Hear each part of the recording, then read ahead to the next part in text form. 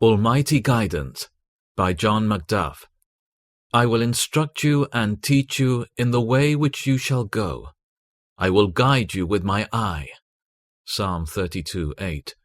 No more precious assurance can I have than this, that I am under the constant, loving guidance of my Heavenly Father, that He appoints the bounds of my habitation, and overrules all events for my good, that my whole life is a plan arranged by Him.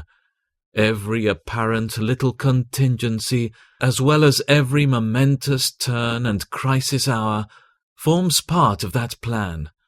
A man's heart devises his way, but the Lord directs his steps. I will instruct you and teach you. How patiently does this almighty preceptor train, and with what infinite wisdom and tenderness does he adapt his varied teachings to the needs and requirements of his people. It is line upon line, or if need be, cross upon cross, trial upon trial, or it may be that startling providences are no longer required. The gentle indications of his will are enough. I will guide you with my eye. The earthquake, the hurricane, the wind, the fire may now have fulfilled their mission.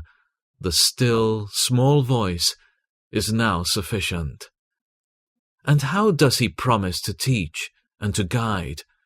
Not in the way that we would like to go, not in the way of our own choosing, but the way which you shall go. Often we would decide on pursuing the sunny highway, but God says, the rough mountain track is best for you. Often we would, like Israel, take the near and smooth road to Canaan, but God's pillar cloud decides otherwise, and takes us by a circuitous route by the way of the wilderness. Often we would prefer, like the disciples at Sea of Tiberias, the safe path by the seashore, so as to avoid the gathering storm, for the wind is contrary. But God says, no, He constrains us to get into the boat. He led them by the right path, to go to a city where they could live. It is not for us to question His plans. He led His people of old. He leads them still by the right path. There is a day coming when we shall own the wisdom of every earthly lesson, the needs be of every wave in the troubled sea. The gardener has occasionally to subject his plants to apparently rough treatment, cutting, lopping, mutilating, reducing them to unsightly shapes before they burst into flower.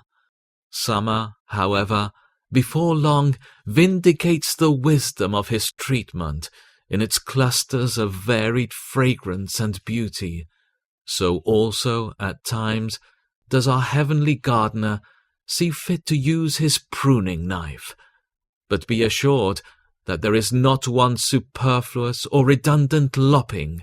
We shall understand and acknowledge an infinitely wise necessity for all, when the plant has unfolded itself into the full flower, bathed in the tints and diffusing the fragrance of heaven. Believer, go up and on your way, rejoicing in the teaching and guidance of unerring wisdom.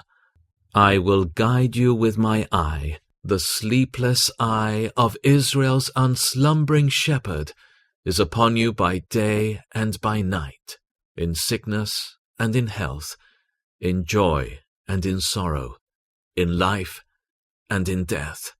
The Lord watches over those who fear Him, those who rely on His unfailing love.